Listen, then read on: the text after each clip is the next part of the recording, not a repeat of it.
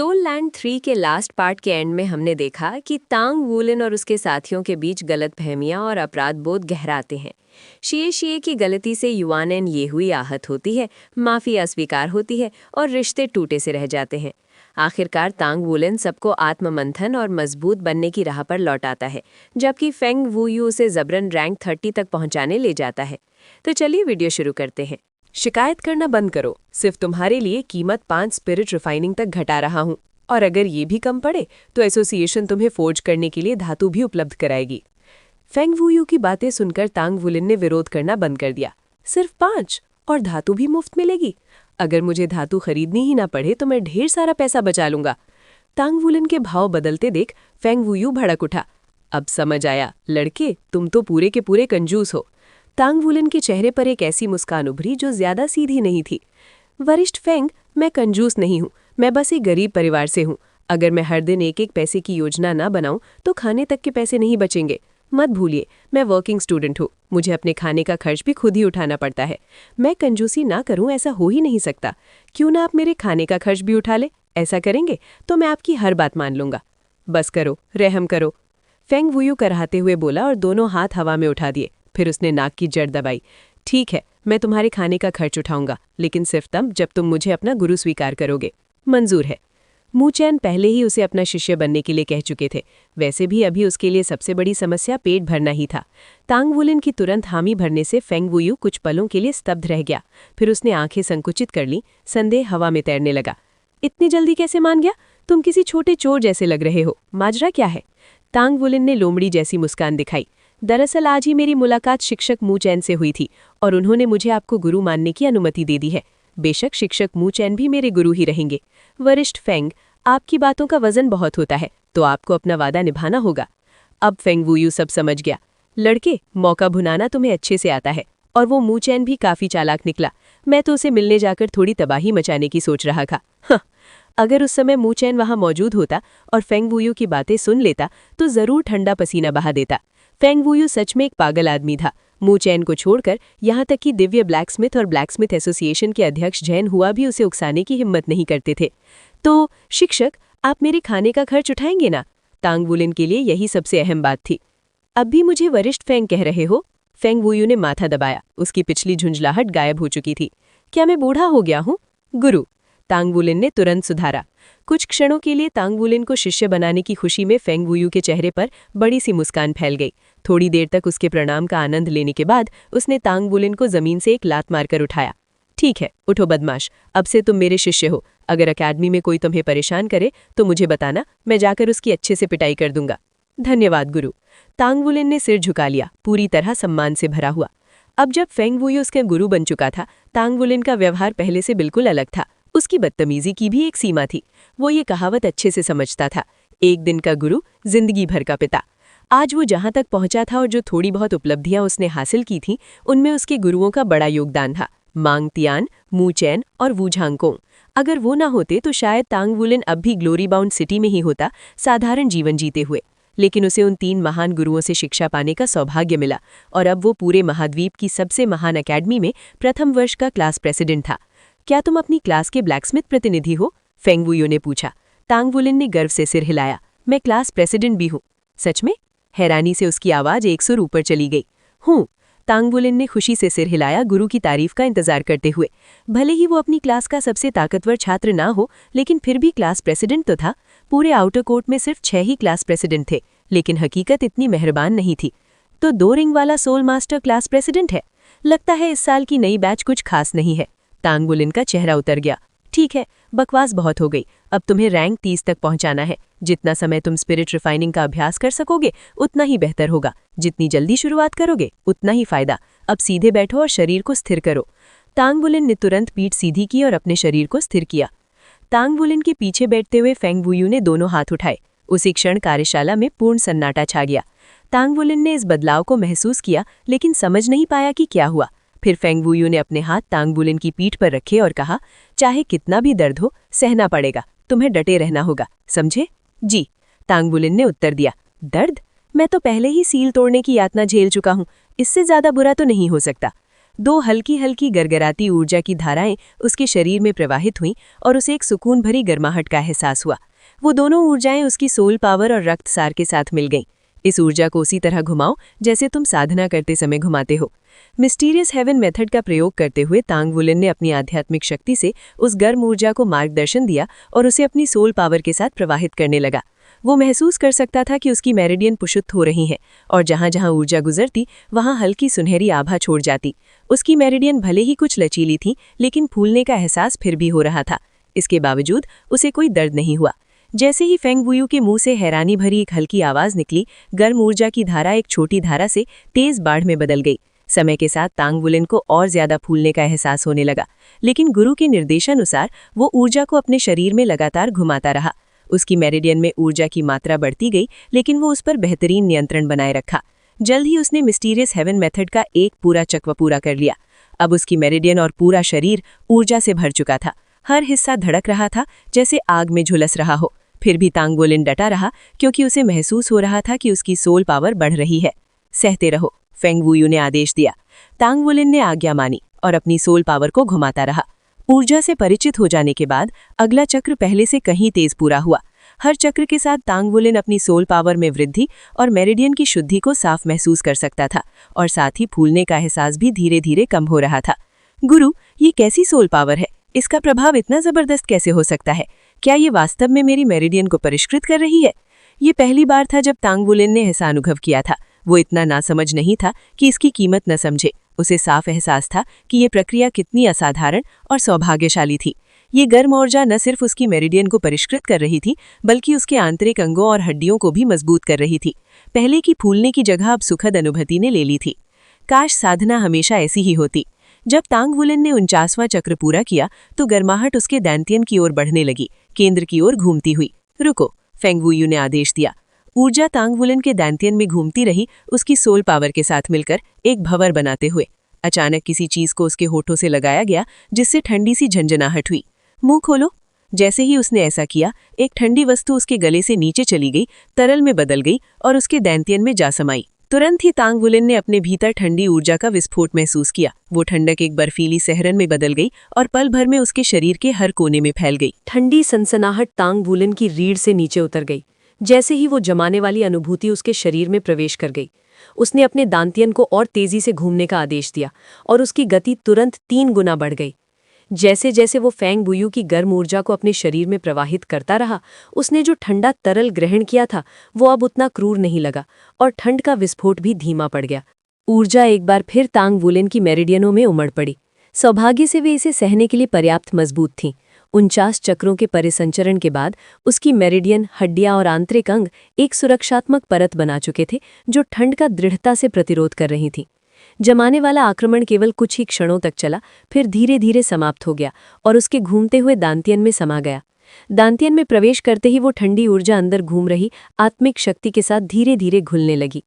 तांग woollen एक ही पल में रैंक 29 तक टोपो कर गया, और फिर भी उसकी आत्मिक शक्ति के बढ़ने के कोई संकेत रुकने के नहीं थे। परिसंचरण जारी रखो, फेंग वुयू ने आदेश दिया और तांग वुलेन की पीठ से अपने हाथ हटा लिए। गर्म ऊर्जा उसके शरीर से लुप्त हो गई, लेकिन अब वो ठंडी ऊर्जा से निपटना सीख चुका था। उसने मिस्टीरियस हेवन मेथड का उपयोग करते हुए उसे अवशोषित करना जारी रखा और उसकी आत्मिक शक्ति तेजी से बढ़ने लगी। फेंग वुयू खड़ा होकर तांग वुलेन को घूरने लगा। उसकी आंखें थोड़ी सिकुड़ गईं। ये बच्चा बेहद अजीब है। हर बार जब कोई सोल मास्टर अगले रैंक तक पहुंचता है तो आत्मिक शक्ति उसके शरीर को संतृप्त कर देती है और उसकी शारीरिक शक्ति बढ़ जाती है। ये प्रभाव विशेष रूप से तब स्पष्ट होता है जब कोई बड़ा मील का पत्थर पार किया जाए, जैसे कि नया सोल रिंग प्राप्त करना। सोल रिंग सोल मास्टर को मूल स्तर पर सुधारने देती हैं, शरीर और मन दोनों को परिष्कृत करती हैं। वृद्धि की मात्रा उनके मार्शल ऑल पर निर्भर करती है, लेकिन तांग वुलेन का शरीर उन सीमाओं से कहीं आगे निकल चुका था जितना कि एक 2 रिंग सोल मास्टर से अपेक्षित था। जिन स्पिरिट आइटम्स को वो ग्रहण करने वाला था, उसकी तैयारी में फेंग वुयू ने अपनी कुछ आंतरिक ऊर्जा उसकी मेरिडियनों को गर्म करने में लगाई थी। फिर भी तांग वुलेन का शरीर उसकी अपेक्षाओं से कहीं अधिक था। उसकी मेरिडियन एक 6 रिंग सोल मास्टर जितनी मजबूत थी।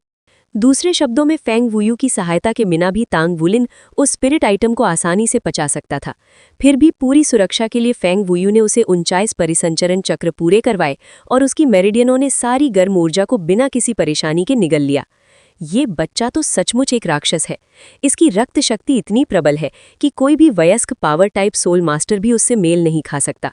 कोई आश्चर्य नहीं कि वो केवल 2 रिंग के साथ श्रेक में प्रवेश कर सका और कक्षा अध्यक्ष भी बन गया। दूसरा, पहली कक्षा के कक्षा कक्ष में वू झांगकोंग लेक्चर पल्पिट के पीछे खड़े थे। आज मेका की मूल बातों पर उनका तीसरा और अंतिम व्याख्यान था। श्रेक अकादमी की पाठ्यक्रम बेहद तेज गति से आगे बढ़ता है। सभी छात्रों को मेहनती होना पड़ता है। हर दिन गृह कार्य और पठन पूरा करना अनिवार्य था। यदि वे ऐसा न करते तो अंततः उन्हें निष्कासित कर दिया जाता।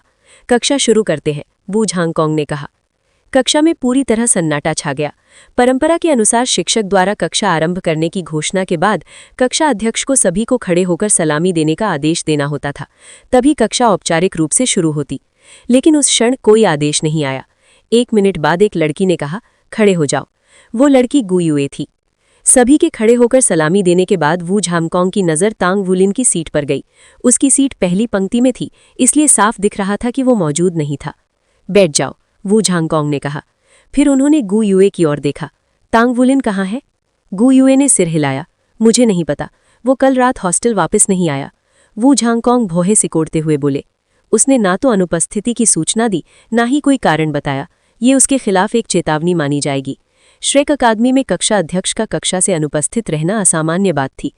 उसी समय व्याख्यान कक्ष के दरवाजे पर जोर से दस्तक हुई। दरवाज़ा पहले से खुला था और वू झांगकोंग ने देखा कि लगभग 28 वर्ष का एक युवक वहां खड़ा है। नमस्कार शिक्षक वू, उस युवक ने कहा। एल्डर फेंग ने मुझे भेजा है। तांग वुलिन इस समय अपनी साधना के एक महत्वपूर्ण चरण में है और उसे बाधित नहीं किया जाना चाहिए, इसलिए वो आज कक्षा में उपस्थित नहीं होगा। कृपया उसकी अनुपस्थिति के लिए क्षमा करें। वू झांगकोंग चौंक गए। एल्डर फेंग यानी फेंग वुयू? जी हाँ, युवक ने सिर हिलाया। ठीक है, मैं समझ गया। युवक चला गया और वू झांगकोंग ने व्याख्यान शुरू कर दिया। लेकिन सभी छात्रों के मन में एक ही सवाल था, कक्षा अध्यक्ष आखिर कहाँ है? स्कूल शुरू हुए अभी कुछ ही दिन हुए थे और वो पहले ही कक्षा छोड़ चुका था। हालांकि सभी को याद था कि तांग वुलिन के पास केवल 2 रिंग थीं, इसलिए उन्होंने सोचा कि शायद वो अपनी तीसरी रिंग प्राप्त कर रहा होगा। केवल ब्लैकस्मिथ एसोसिएशन के सदस्य छात्र ही जानते थे कि एल्डर फेंग कौन है। वू झांगकोंग की ठंडी नज़र के नीचे किसी ने भी व्याख्यान के दौरान कुछ कहने की हिम्मत नहीं की। व्याख्यान चलता रहा, लेकिन स्पष्ट था कि गु युए का मन कहीं और था। वो तांग वुलिन को सबसे अच्छी तरह जानती थी और जानती थी कि उसके लिए टूपो करने का ये समय नहीं था। केवल 2 दिन पहले ही उसने कहा था कि वो रैंक 28 पर है, इसलिए यदि उसने टूपो किया भी होता तो अधिकतम रैंक 29 तक ही पहुंचता। इतनी छोटी उपलब्धि में इतना समय नहीं लगता। उसी तरह से ब्लैकस्मिथिंग में भी उसका टूपो असंभव था। वो अभी अभी 5वें दर्जे का ब्लैकस्मिथ बना था और तीसरी रिंग मिलने से पहले स्पिरिट रिफाइनिंग का प्रयास नहीं कर सकता था। इन सब को देखते हुए वो सोच रही थी कि आखिर वो किस तरह का टूपो कर रहा है। शिए शिए और शू शियाओयान भी उतने ही जिज्ञासु थे, लेकिन एल्डर फेंग की पागलपन भरी ख्याति को देखते हुए उनके दिलों में चिंता भरी हुई थी। दूसरे कक्षा के कक्षा कक्ष में उस कक्षा के प्रभारी शिक्षक लॉन्ग श्यू लेक्चर पल्पिट के पीछे मुस्कुरा रहे थे। अब मैं आप सभी को एक नए छात्र से परिचित कराना चाहता हूं जो हमारी कक्षा में शामिल होने जा रही है। मूशी आगे बढ़कर उनके पास आई। ये मूशी है, लॉन्ग श्यू ने कहा। ब्लैकस्मिथ एसोसिएशन ने उसे हमारी कक्षा में स्थानांतरित किया है।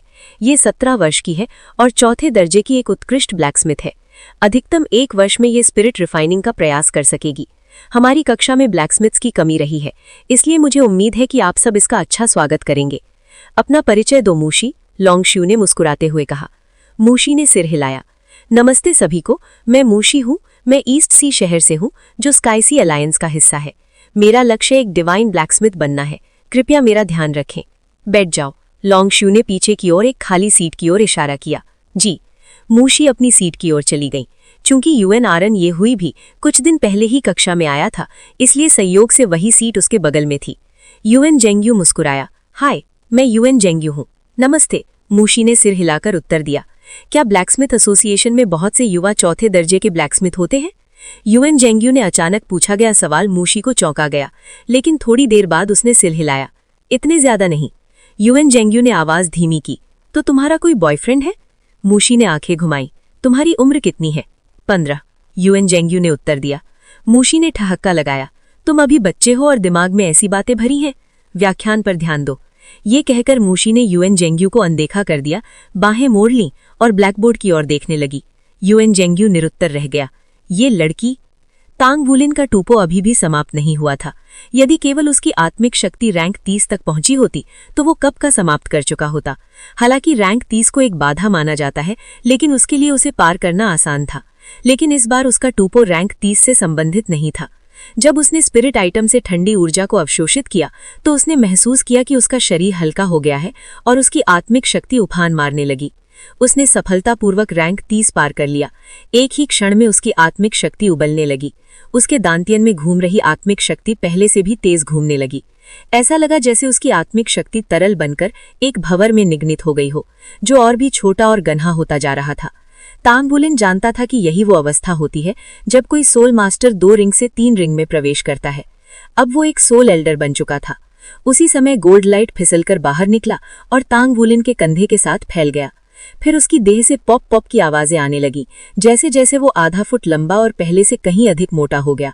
उसकी सुनहली शल्क बड़ी हो गई और उसकी आंखें और भी चमकने लगी। स्पिरिट सोल अपने मालिक के साथ बढ़ते हैं, लेकिन गोल्ड लाइट की वृद्धि सामान्य सीमा से कहीं अधिक थी। फेंग वुयू पास ही खड़ा ये सब देख रहा था। उसके चेहरे पर स्तब्धता साफ झलक रही थी। ये किस तरह का स्पिरिट सोल है? ये इतना ज्यादा क्यों बढ़ रहा है? भले ही ये 1000 साल का स्पिरिट सोल हो, क्या सचमुच इतनी वृद्धि संभव है? स्पिरिट सोल को विकसित करने का एकमात्र तरीका स्पिरिट असेंशन प्लेटफॉर्म से स्पिरिट ऊर्जा को अवशोषित करना था। हालांकि स्पिरिट सोल का स्वामी अपनी सोल रैंक बढ़ाकर उसे थोड़ा मजबूत कर सकता था, लेकिन इस प्रकार की वृद्धि शायद ही कभी 10% से अधिक होती थी, यदि होती भी थी तो।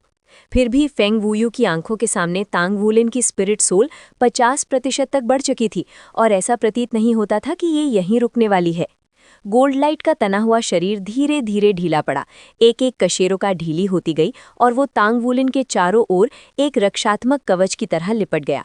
एक चमक के साथ तांग वुलिन की त्वचा पर सुनहरी नसें उभर आईं। उसका रक्त तत्व गर्जना करता हुआ शक्तिशाली हो उठा और उसका पूरा शरीर हल्की सुनहरी आभा से दमकने लगा।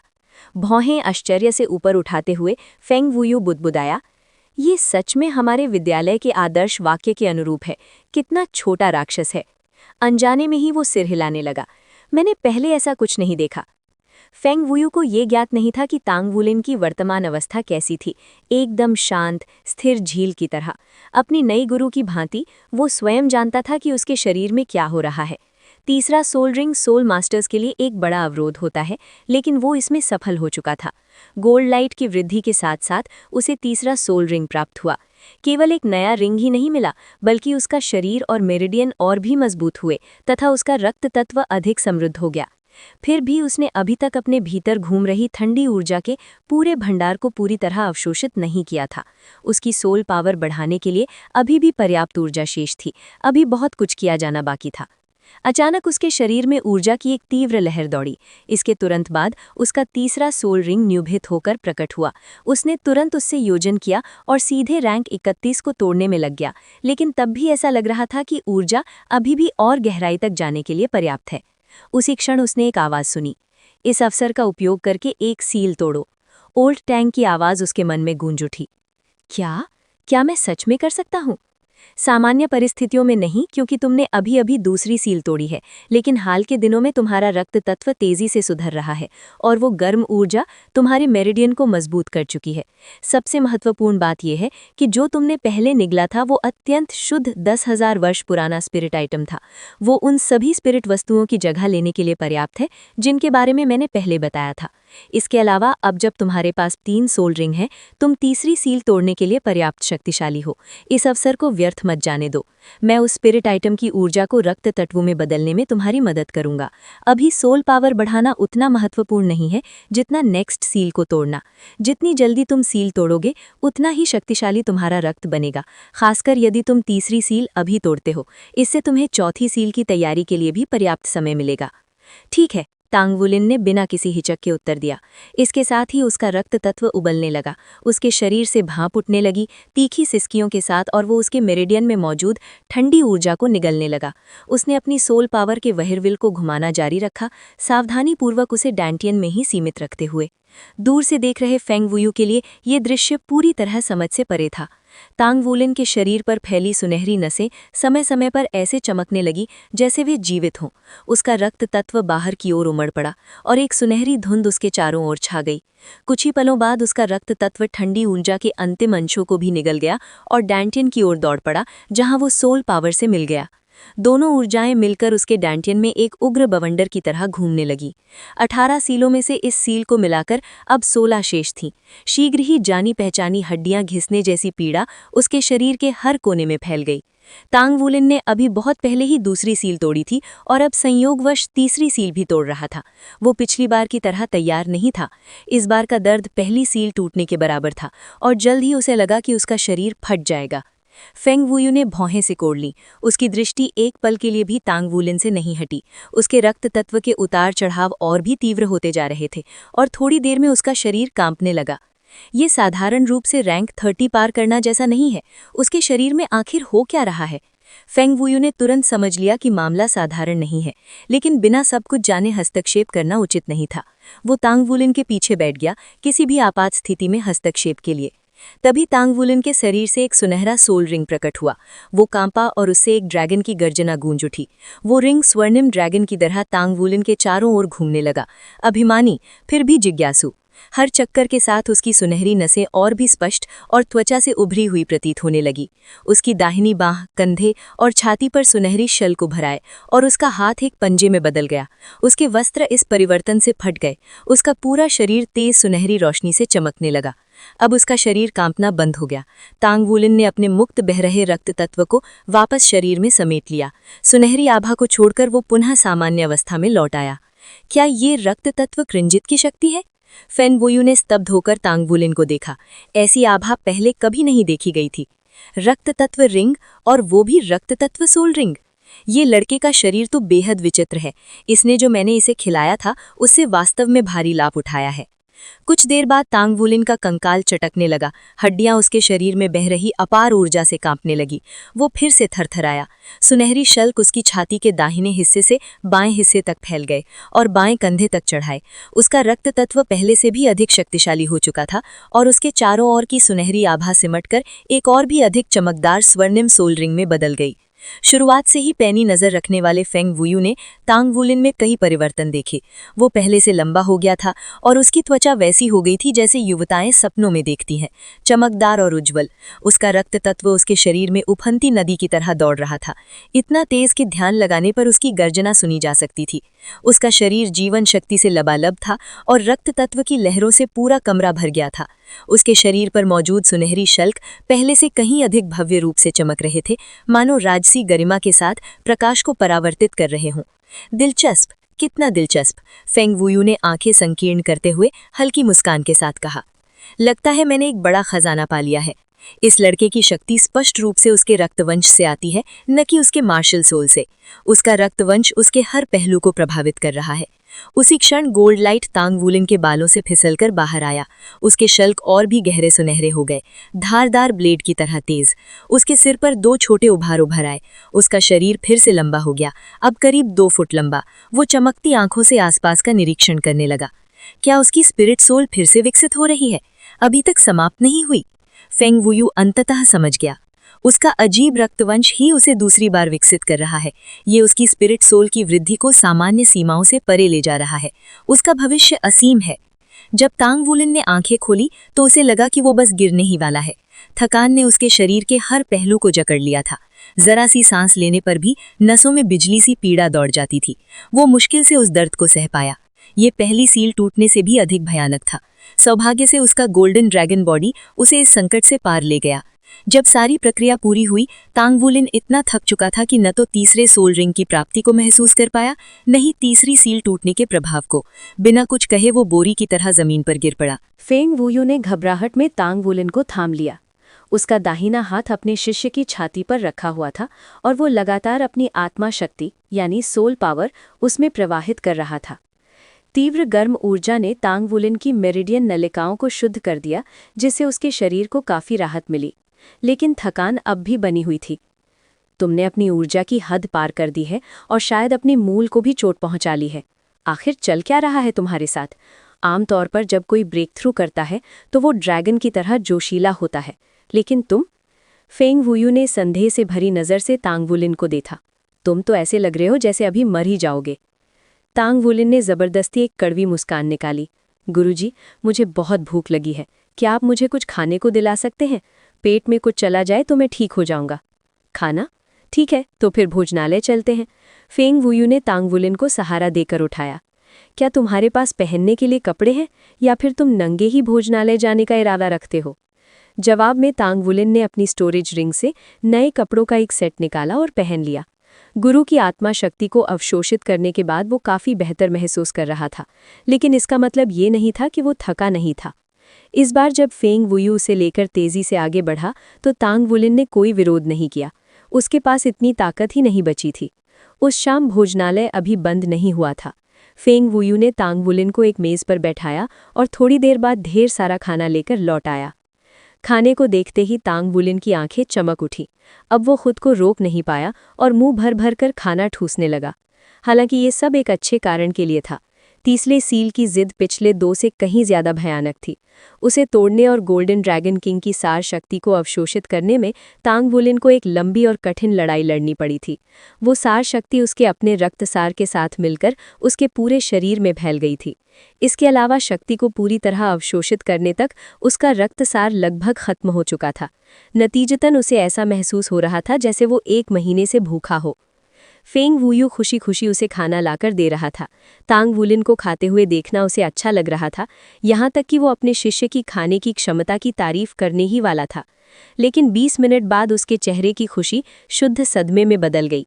ये पहली बार था जब उसने तांग वुलिन को खाते देखा था, और पहली बार उसे समझ आया कि भोजन का राजा होने का असली मतलब क्या होता है।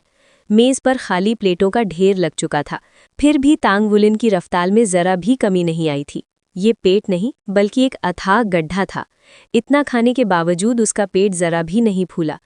इतना ही नहीं, उसकी ऊर्जा में आया बदलाव भी चौंकाने वाला था। जब वे भोजनालय पहुंचे थे तब तांग वुलिन को ठीक से बैठना भी मुश्किल हो रहा था, लेकिन हर कौर के साथ वो और ऊर्जावान होता जा रहा था और उसके साथ ही उसके खाने की रफ्तार भी बढ़ती जा रही थी। मेज़बानी या शिष्टाचार का नामो निशान नहीं था।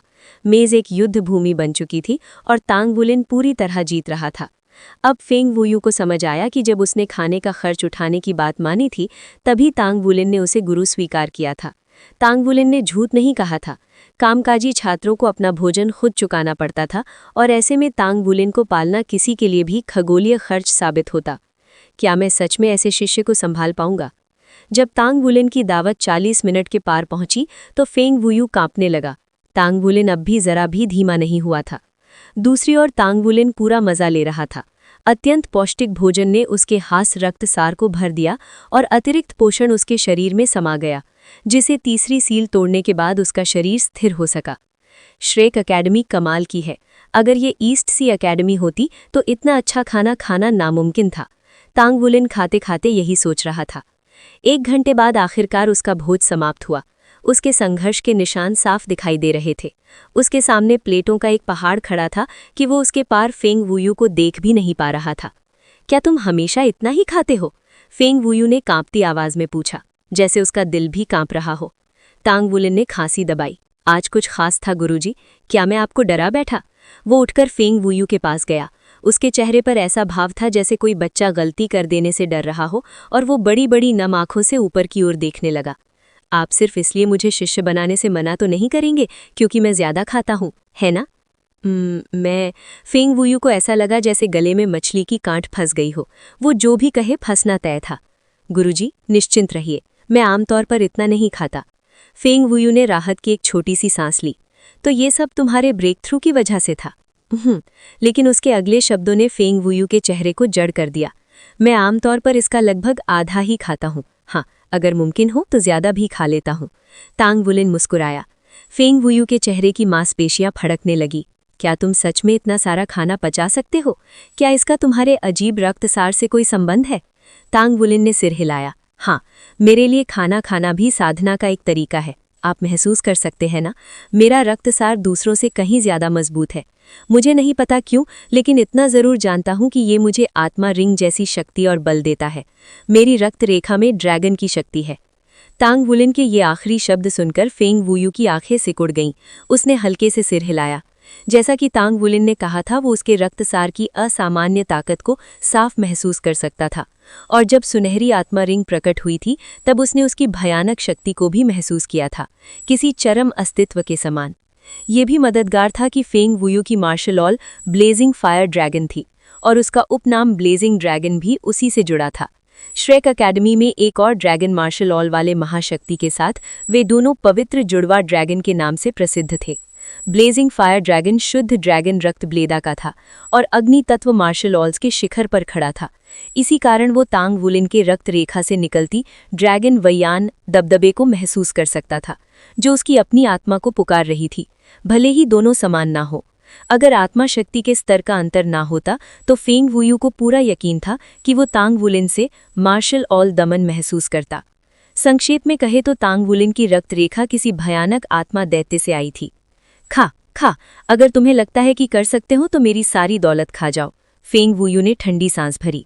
गुरुजी, मैंने कितने समय तक साधना की? आसमान के रंग को देखकर लगता है, क्या मैंने एक दिन की क्लास मिस कर दी? एक दिन? मजाक कर रहे हो? तुम तो 3 दिन से स्कूल नहीं आए हो। लेकिन चिंता मत करो, मैंने तुम्हारे लिए छुट्टी की अनुमति ले ली है। कल जाकर खुद समझा देना। अब जाओ, कल दोपहर मुझसे मिलना, मैं तुम्हें फॉर्जिंग सिखाऊंगा। ये कहकर फेंग वुयू प्लेटों के पहाड़ को और देखने की हिम्मत न जुटा सका और वहां से भाग गया। 3 दिन तांग वुलिन वहीं बैठा रह गया, मुंह खुला का खुला रह गया। मैंने तो सोचा ही नहीं था कि 3 दिन बीत गए होंगे और मैं 3 दिन की क्लासेस मिस कर चुका हूँ। ये तो अगर वो कक्षा अध्यक्ष ना होता तो इतनी बात नहीं थी। ईस्ट सी एकेडमी में वो कई बार क्लासें छोड़ चुका था, लेकिन अब वो कक्षा अध्यक्ष था और सबकी नज़रें उसी पर थीं। 3 दिनों के व्याख्यानों में जो कुछ छूट गया होगा, उसकी कल्पना मात्र से ही वो घबरा गया। ओ नहीं, मुझे अभी आराम करने नहीं जाना चाहिए। मुझे पहले गुरु वू को ढूंढना चाहिए। जो छूट गया है उसकी भरपाई करनी चाहिए। तांग वुलिन बिजली की गति से भोजनालय के दरवाजों से बाहर निकला, लेकिन ठंडी शाम की हवा में आते ही उसे अपनी योजना में एक गलती नजर आई। गुरु वू तो सी गॉड्स आइलैंड पर रहते हैं। बिना किसी के लिए जाए मैं वहां कैसे पहुंचूंगा? सौभाग्य से सोल कम्युनिकेटर मौजूद थे। तांग वुलिन ने तुरंत अपना कम्युनिकेटर निकाला और वू झांगकोंग का नंबर मिलाया। कॉल जुड़ गई और दूसरी ओर से वू झांगकोंग की ठंडी आवाज आई। तुम्हारी साधना पूरी हो गई? गुरुजी, कृपया मुझे अपनी बात समझाने दीजिए। मैं एक असाधारण परिस्थिति में फंस गया था, इसलिए मुझे अभी कोई सफाई नहीं चाहिए। इनर कोर्ट आओ, मैं गेट पर इंतजार कर रहा हूँ। जब पहुंचो तो बताना। इतना कहकर वू झांगकोंग ने कॉल काट दी। उसकी आवाज से तांग वुलिन ये नहीं समझ पाया कि वो किस मूड में है। खैर, जो होगा देखा जाएगा। अगर डांट पड़ेगी तो पड़ जाएगी। गुरु वू मेरी हालत समझेंगे। वू झांगकोंग को ज्यादा देर इंतजार कराने की हिम्मत न करते हुए तांग वुलिन इनर कोर्ट की ओर दौड़ पड़ा। हालांकि वो वहां सिर्फ एक बार गया था, फिर भी रास्ता उसके दिमाग में गहराई से अंकित था। इमारतों के बीच से तेजी से निकलते हुए वो महसूस कर सकता था कि उसका शरीर खाए हुए भोजन के पोषण को अवशोषित कर रहा है। उसका रक्तसार पहले से कहीं ज्यादा जीवंत था। अब वो ऊर्जा की बजाय सचमुच उसके शरीर में बहते रक्त जैसा लग रहा था। उसके प्रवाह में एक स्पष्ट लय थी और जहां जहां वो बहता वहां उसके शरीर में गर्माहट फैल जाती। मैंने भले ही उस आत्मा वस्तु की ज्यादातर ऊर्जा तीसरी मुहर तोड़ने में इस्तेमाल कर ली हो, लेकिन असल में वो मेरी आत्मा शक्ति बढ़ाने के लिए थी। खैर, मुहर टूटने के बाद मेरा शरीर काफी मजबूत हो गया है। भले ही मेरी आत्मा शक्ति रैंक 30 से ऊपर पहुंच गई हो, मुझे ठीक नहीं पता कि अब वो कितनी है। शायद रैंक 32 के आसपास। तांग वुलिन आखिरकार सबसे निचले पायदान से बाहर निकल आया था। वो इतनी खुशी महसूस कर रहा था कि मानो उसकी आंखों से आंसू निकल पड़ेंगे। अब जब उसके पास 3 आत्मा वलय थे, उसकी आत्मा शक्ति पहले से कहीं अधिक जोश के साथ पूरे शरीर में घूम रही थी और उसके दंतियान में मौजूद आत्मा शक्ति द्रव रूप में परिवर्तित हो चुकी थी। ये उसके लिए शक्ति में एक बहुत बड़ा उछाल था। अब उसे मिस्टीरियस हेवन मेथड का उपयोग करके बाकी आत्मा शक्ति को भी द्रव बनाना था। तभी उसकी साधना वास्तव में 3 वलय स्तर पर स्थिर मानी जाती। तांग वुलिन को नहीं पता था कि फेंग वुयू ने उसे क्या खिलाया था, लेकिन इतना जरूर था कि वो उन 5 स्पिरिट रिफाइनिंग्स के लायक था जिनका उसने वादा किया था। उसने उन सभी पैसों की बचत कर ली थी जो तीसरी मुहर तोड़ने के लिए आवश्यक आत्मा वस्तुएं खरीदने में खर्च होने वाले थे। इसके अलावा ओल्ड टांग के अनुसार अब उसके पास 16 वर्ष की आयु तक चौथी मुहर तोड़ने का समय था। जब वो आंतरिक प्रांगण की ओर जाने वाले रास्ते पर दौड़ रहा था, ठंडी रात की हवा ने उसे और भी स्फूर्तिवान बना दिया। वो खुद को आज़ाद महसूस कर रहा था। दौड़ते हुए उसका पेट भारी भोजन को पचा रहा था और उसका पूरा शरीर ऊर्जा से भर गया था। उसके रक्तसार के प्रभाव से उसकी आत्मा शक्ति भी तेजी से पुनः स्थापित हो रही थी। वू झांगकोंग उसकी प्रतीक्षा कर रहे थे। उनका भाव हमेशा की तरह ठंडा था, लेकिन जब उन्होंने टांग वूलिन को देखा तो उनकी आंखों में कुछ हलचल हुई। इससे पहले कि टांग वूलिन उन्हें पुकार पाता, वू झांगकोंग धुंधली छाया की तरह उसके सामने प्रकट हो गए। उन्होंने टांग वूलिन की कलाइयां पकड़ी और उसकी नब्ज टटोली। 3 वलय? वू झांगकोंग ने आश्चर्य से पूछा। टांग वूलिन ने सिर हिलाया, उसकी खुशी साफ झलक रही थी। 3 आत्मा वलय आत्मा साधकों के लिए एक विभाजन रेखा थी। जिनका जन्मजात आत्मा बल 3 या उससे कम होता, वे आमतौर पर 3 वलय प्राप्त करने की दीवार को कभी पार नहीं कर पाते।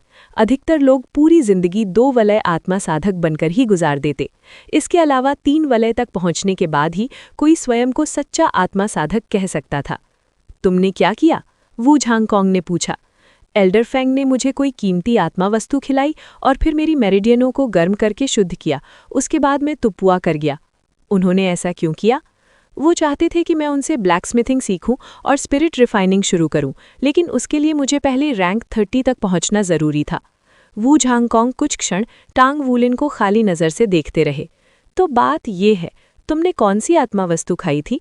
ये सवाल टांग वूलिन को स्तब्ध कर गया। सही बात तो ये थी कि उसे खुद नहीं पता था। मैं भूल गया, टांग वूलिन ने परेशानी भरी मुस्कान से कहा। पहले अंदर चलो। वू झांगकोंग मुड़े और आंतरिक प्रांगण की ओर चल दिए। टांग वूलिन जल्दी से उनके पीछे हो लिया। जब वे सी गॉड्स लेक के किनारे पहुंचे तो नाव अपने आप उनके पास आ गई। ये टांग वूलिन की इस झील पर दूसरी यात्रा थी, लेकिन चांदनी में चमकते स्वच्छ जल और ताज़ी हवा ने उसके मन को फिर से शांति से भर दिया। ये दृश्य उसे अपार आनंद दे रहा था और पिछले कई वर्षों का अकेलापन, तनाव और अवसाद पल भर में मिट गया। उसका दिल हल्का हो गया। अपने शिष्य में आए इस बदलाव को महसूस कर वू झांगकोंग ने उसकी ओर देखा। टांग वूलिन आंखें बंद किए गहरी सांसें ले रहा था। उसे बाधित करने के बजाय वू झांगकोंग चुपचाप प्रतीक्षा करते रहे। 10 मिनट बाद टांग वूलिन ने आंखें खोली। ये जगह वाकई बहुत सुंदर है। मुझे हर हाल में आंतरिक प्रांगण में पहुंचना होगा। अगर मैं वहां पहुंच गया तो मैं यहां आ सकूंगा ना? वू झांगकोंग ने सिर हिलाया। हाँ, अब नाव में बैठो। टांग वूलिन उनके साथ नाव पर चढ़ गया। वू झांगकोंग ने हाथ हिलाया और एक हल्की हवा नाव को सीधे सी गॉड्स आइलैंड की ओर धकेलने लगी। नाव पानी को चीरती हुई आगे बढ़ी और उसका वेग ऐसा प्रतीत हो रहा था मानो किसी जीव की नसों में बहता रक्त हो। टांग वूलिन नाव के अगले हिस्से में खड़ा था। नम शाम की हवा में नहाते हुए वो पूरी तरह मुक्त और संतुष्ट महसूस कर रहा था। शिक्षक वू, मेरी रक्तवंश की शक्ति फिर से बढ़ गई है।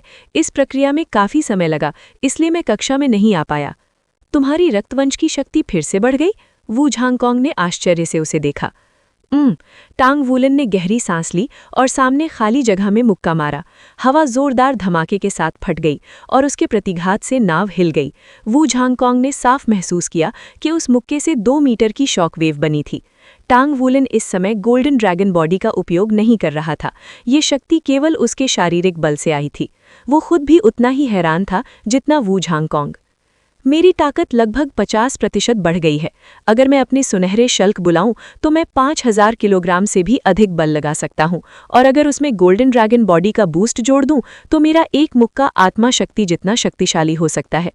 इन संभावनाओं को सोचकर उसकी आंखें उत्साह से चमक उठीं, लेकिन वू झांगकोंग का चेहरा गंभीर हो गया। लगता है तुम्हारी रक्तवंश एक अच्छी दिशा में विकसित हो रही है। ये तेज विकास फेंग वूयू द्वारा दी गई उस आत्मा वस्तु की वजह से हुआ? उन्होंने इसकी कीमत क्या ली? मैं उनका 5 स्पिरिट रिफाइनिंग्स का कर्जदार हूँ।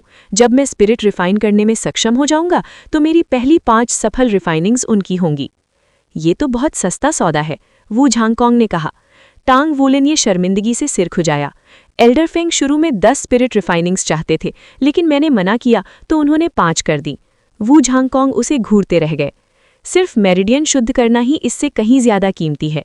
एल्डर फेंग की martial owl blazing fire dragon है। मैंने भले ही उस आत्मा वस्तु की ज्यादातर ऊर्जा तीसरी मुहर तोड़ने में इस्तेमाल कर ली हो, लेकिन असल में वो मेरी आत्मा शक्ति बढ़ाने के लिए थी। खैर, मुहर टूटने के बाद मेरा शरीर काफ़ी मजबूत हो गया है।